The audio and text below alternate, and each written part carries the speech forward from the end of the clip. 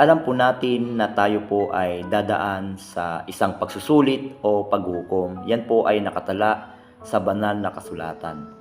Kaya kung tayo po ay nagkasala mga kapatid, sino po kaya ang magtatanggol sa ating mga kasalanan?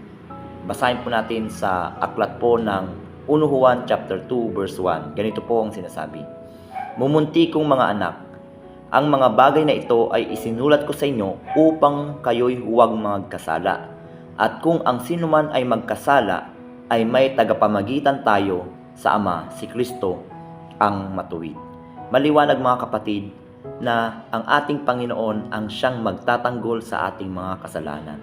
Ibig sabihin siya ay magiging abogado natin pagdating ng paghukom kung tatanggapin natin siya bilang ating personal na tagapagligtas. Hindi ibig sabihin na tayo ay magpapatuloy ng kasalanan, kundi kung tayo ay nakay Kristo, hindi na po tayo muling gagawa ng kasamaan o kasalanan sapagkat si Kristo na ang patuloy na namumuhay sa atin. Kaya mga kapatid, isang napakagandang balita na si Kristo ang siyang magtatanggol sa atin sa ating mga kasalanan. Nawa, pagpalain tayo sa mensaheng ito.